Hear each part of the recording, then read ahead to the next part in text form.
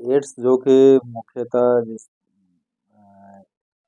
Developing countries का बीमारी है, और डेवलप्ड कंट्रीज में भी कुछ हद तक ये धीरे धीरे डिक्लाइनिंग की ओर है।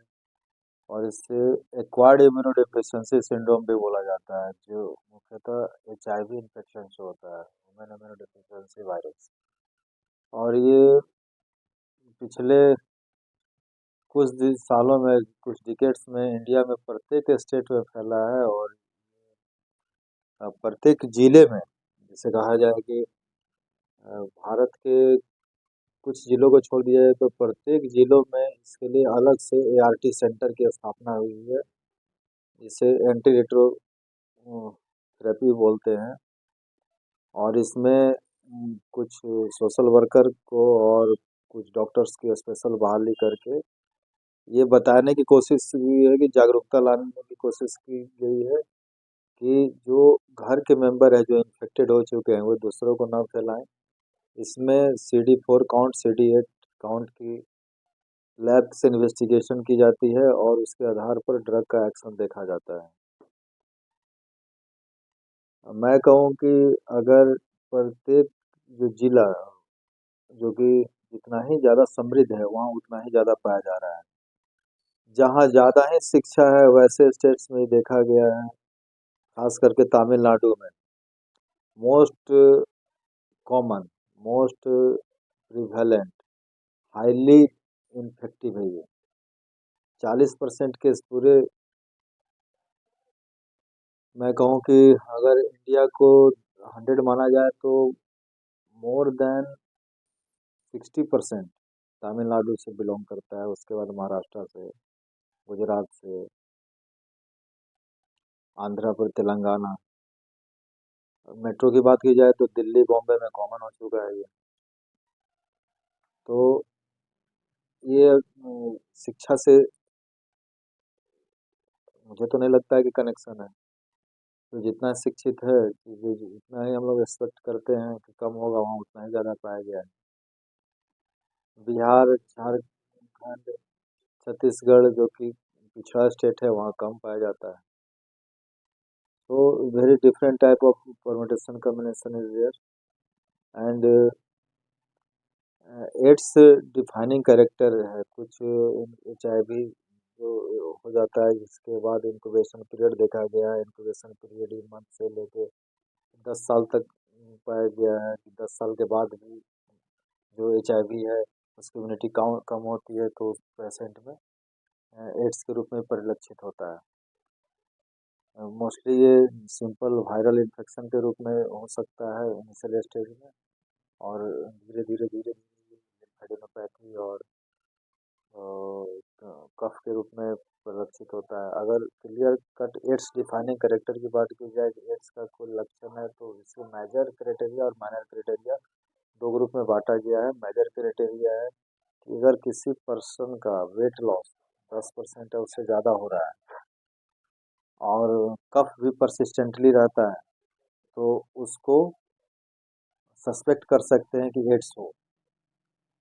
साथ में अगर उसे लगातार फीवर है, prolong fever at least for 1 month, तो ये मेजर क्राइटेरिया हो सकते हैं। माइनर क्राइटेरिया में persistent cough, general persistent generalize lymphadenopathy PGL, Kaposi's sarcoma, oropharyngeal candidiasis, pneumonitis और मेनिंजाइटिस, ये चीज़ें माइनर क्राइटेरिया के अंतर्गत आती है। कोई भी दो माइनर और एक मेजर क्राइटेरिया हो तो हम एड्स की ओर सस्पेक्ट कर सकते हैं। ट्यूबरकुलोसिस भी कॉमन लक्षण है डेबिलिटेटेड पेशेंट में, इनोकोवाइड पेशेंट में। Pulmonary TB is the most common symptom. Cryptococcal meningitis, neurological manifestation हो सकता है, कैंडिडियासिस हो सकता है, ओरल वेजाइनल एसोफेजियल किसी भी फॉर्म में कैंडिडियासिस हो सकता है। Now going to the lab investigation, अगर लैब की बात की जाए तो एलाइजा हम कराते हैं। एलाइजा फॉर द कॉक्स हो सकता है,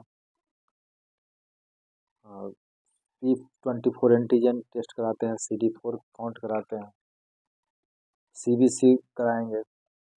इससे हमको पता चल सकता है कि वो पेशेंट का क्या प्रिलिमिनरी इन्वेस्टिगेशन है और कहाँ तक वो लक्षण है। अगर viral load, HIV viral load test भी कराते हैं, CD4 काउंट या CD8 काउंट 500 से कम हो जाता है तो हम सस्पेक्ट कर सकते हैं कि वो इसमें HIV है। After that we can go for the treatment anti retroviral therapy. ये ART आपको 3-4 ग्रुप में डिवाइड किया हुआ है।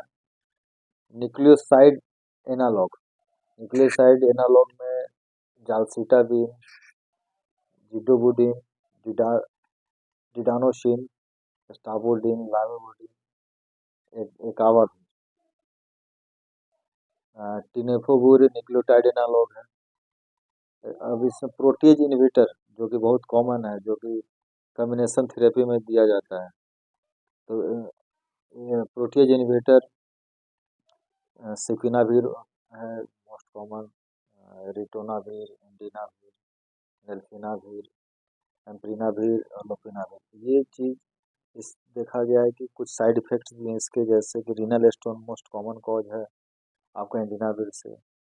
उसके बाद एक non nucleoside reverse transcriptase inhibitor, जिसमें मुख्यतः 3 दवाइयाँ आती हैं, नेफिरापिन, टेलाविरिडिन एंड इफाविरिनेज। और इन सब दवाइयों के लिए पहले प्री हेपेटिक टेस्ट हम कर सकते हैं, पोस्ट दवा देने के पहले renal function test, hepatic function test कराया जा सकता है। और पेशेंट अगर हेपेटाइटिस है तो कौन सा दवा देना है, अगर पैंक्रेटाइटिस है तो कौन सा दवा नहीं देना है, इस तरह की चीज़ों को हम लोग ध्यान में रखते हुए उसको इन्वेस्टिगेट करते हुए और आगे के लिए कार्रवाई करते हैं। सरकार की तरफ से आए दिन कई तरह का कार्यक्रम चलाया जा रहा है, स्क्रीनिंग टेस्ट हो रही है, नेशनल एड्स कंट्रोल प्रोग्राम चल रहा है, नाको हो रहा है। इसमें ये देखा गया है कि प्राइमरी हेल्थ केयर पर अगर ये बातें ठीक हो जाती है तो बेटर है, अदरवाइज फिर टर्सरी सेंटर के हम लोग पेशेंट को रेफर करते हैं। कॉम्बिनेशन में दवा चलाना ज़्यादा उचित है। जो मैं 3-4 जो ग्रुप है और सब ग्रुप भी है, प्रत्येक ग्रुप से एक दवा को लेकर मेडिसिन, ताकि मैकेनिज्म ऑफ एक्शन डिफरेंट हो, ड्रग रेजिस्टेंसी ना हो, इस चीज़ का मुझे ध्यान देना है, हम लोग को ध्यान देना है। कॉम्बिनेशन थेरेपी हो और स्पेसिफिक प्रोफाइलेक्सिस की ओर भी पेशेंट को मोटिवेट किया जा रहा है। और इसके बावजूद भी सबसे सोचने की बात है कि प्रिवेलेंस में कमी नहीं आ रही है, इंसिडेंस में कमी नहीं आ रही है। और हम लोग जिस समाज में बिलोंग करते हैं, सरकार की तरफ से बैरियर मेथड का भी सुझाव दिया गया है। और हाई रिस्क ग्रुप जो है उसके लिए भी सुझाव दिया गया है, जैसे कि पता है कि ये ब्लड कॉन्टेक्ट से होता है अपार्ट फ्रॉम सेक्सुअल कॉन्टेक्ट, तो ग्लव्स का मैक्सिमम यूज करना है। फीटो प्लासेंटल, इसकी mother to foetus common transmission है, वहाँ भी हम लोग को ध्यान देना है इस चीज़ का कि उसको को हम लोग रोक सकें। सेक्सुअल प्रोटेक्शन, सेक्सुअल कॉन्टैक्ट है तो वहाँ पर हम लोग को बैरियर मेथड्स के द्वारा रोका जा सकता है इस चीज़ को। तो मोड ऑफ ट्रांसमिशन जो है वहाँ पर हम लोग को ब्रेक करना होगा।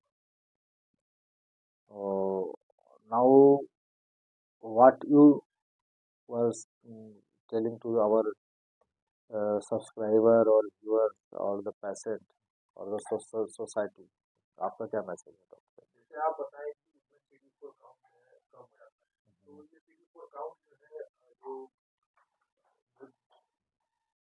सस्पेक्टेड जो पेशेंट, तो उसको किस तरीके में करवाना चाहिए, इनिशियल फेज तो नहीं, लेकिन जब सिम्टम आने लगे, जब से इससे लक्षण, हाँ लक्षण आने लगे तो उसे कराना चाहिए। और CD4 काउंट अगर 200 सेल्स पर माइक्रोलीटर है, जो CD4 है, जो हमारे टी सेल जो है, टी सेल मुख्यतः जिसे रक्षात्मक सेल भी बोलते हैं, तो उसकी संख्या अगर कम हो जाए तो एब्सोल्युटली तो 500 के बाद ही सस्पेक्ट करना है। और अगर 200 जाए तो 100% वो एड्स की ओर हम मान के चल सकते हैं। और उसके बाद हाईली उसे आइसोलेशन के लिए भी बोलेंगे। एच आई वी देख जैसे कोरोना, बीच में कोरोना आया था, तो कोरोना में क्या था, कोविड, कोविड इन्फेक्शन, कोविड का एक फुल फॉर्म हुआ करता था कोविड 19। 19 का मतलब था कि 19 में ही आया, तो कोविड 19। और जो इन्फेक्शन तो बहुतों को था, इन्फेक्शन हो सकता था, लेकिन फुल फ्लेज जब हुआ तो उसको कोरोना बोलते थे कि ये। उसी तरीके का इसमें है कि एच आई वी कोई भी डिजीज या तो बैक्टीरिया वायरस या कोई भी इन्फेक्टिव एजेंट से होगा। उस इन्फेक्टिव एजेंट को एच आई वी बोला जाता है, ह्यूमन इम्यूनोडेफिशिएंसी वायरस। तो ये वायरस का इन्फेक्शन हो सकता है किसी को, लेकिन उसको एड्स है कि नहीं है ये जरूरी नहीं है। एड्स फुल फ्लेज डिजीज का नाम है। जैसे जैसे कोरोना में हुआ था कि हाँ इन्फेक्शन है, ठीक है, इन्फेक्शन है तो रैपिड एंटीजन टेस्ट पॉजिटिव है, लेकिन वो फुल फ्लेज या आइसोलेशन की ओर जाएंगे, उसको आइसोलेट या क्वारंटाइन करेंगे कि नहीं। अगर उसको पूरा लक्षण आ गया तब उसको समाज से दूर रखेंगे या ट्रीटमेंट ले जाएंगे। अदरवाइज वो जैसे इम्यूनिटी है, अगर वैक्सीन ले लिया तो हम करते थे, वैसे यहाँ पर H I V is a virus and AIDS is a disease. H I V है ये नहीं है कि उसको हम ट्रीटमेंट स्टार्ट कर देंगे। एच आई वी है तो हमको जो प्राइमरी टेस्ट है उससे हमको पता चलेगा हाँ इसको इन्फेक्शन है, ठीक है, अब उसको सतर्क रहना है।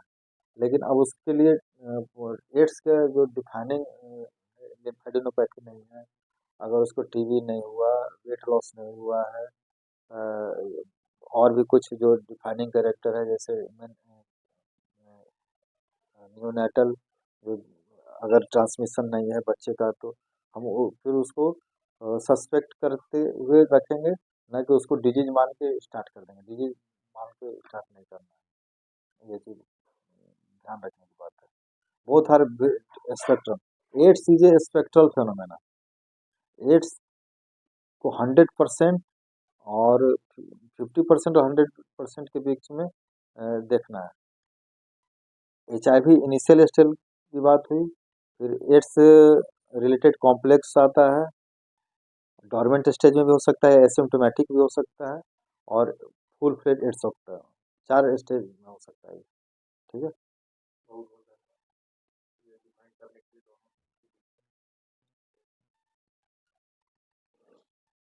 एड्स जिसे कि एक्वायर्ड इम्यूनोडेफिशिएंसी सिंड्रोम भी बोला जाता है, ये मुख्यतः H I V infection, human immunodeficiency virus, इसकी वजह से होता है।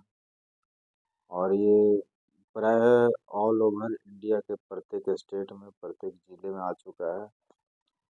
और इसके लिए सरकार की तरफ से कई तरह की थेरेपी चलाई जा रही है, मुख्यतः जिसे ए आर टी भी बोला जाता है। प्रत्येक मेडिकल कॉलेज, प्रत्येक government college, P S C को छोड़कर प्रत्येक जगह ये सेवा उपलब्ध है। इसके लिए अलग से यूनिट बनाया हुआ है, अलग से वार्ड बनाया हुआ है, जहाँ की इसके लिए अलग से आइसोलेशन वार्ड बनाया हुआ है। और ये मुख्यतः पिछले 20-25 सालों में बहुत तेज़ी से फैला है। और हमने देखा है कि खास करके जो विकसित राज्य हैं, जैसे कि तमिलनाडु, मद्रास वगैरह का इलाका होगा, कोस्टल एरिया, महाराष्ट्र, मुंबई अकेले अपने आप में बहुत बड़ा एड्स का और एच आई वी का इन्फेक्शन का सेंटर रहा है। गुजरात, ये सब जो इतनी डेवलप्ड कंट्रीज है, यहाँ पर बहुत तेज़ी से फैला है। रीज़न कुछ भी हो सकता है, कम्युनिकेशन मेन वजह है, जिसकी वजह से truck driver they are more vulnerable and बहुत ज़्यादा उनकी वजह से फैलता है। तो मेट्रोपॉलिटन सिटी में ये काफ़ी अगर देखा जाए तो एंडेमिक के रूप में है। अब है कि ये किस वजह से फैलता है, तो इसके लिए मुख्यतः जो एच आई वी इन्फेक्शन है, और सोर्स इसका मोड ऑफ ट्रांसमिशन जनरली देखा गया है कि सेक्सुअल कांटेक्ट तो है ही। इसके अलावा ब्लड रिलेटेड जो ब्लड बॉर्न डिजीज जो होता है, ब्लड उस तरीके से भी हुआ है। आईवी आईवी इन्फेक्शन की वजह से हुआ है। और direct maternal fetal transmission, MCH, maternal fetal transmission most common cause of the transmission. इन वजह से बहुत कम टाइम में बहुत ही जो रिजर्वायर है इसके, जो एक पर्सन इन्फेक्टेड है वही दूसरे को इन्फेक्ट करता है। एक्सीडेंटल ट्रांसमिशन भी है, नीडल इंजरी, जिसकी वजह से जो वार्ड के मेंबर है, जो वार्ड के लोग हैं, जो डॉक्टर्स हैं, उनको काफ़ी सतर्क रहना होगा। जो लैब के लोग हैं उनको काफ़ी सतर्क होकर अपना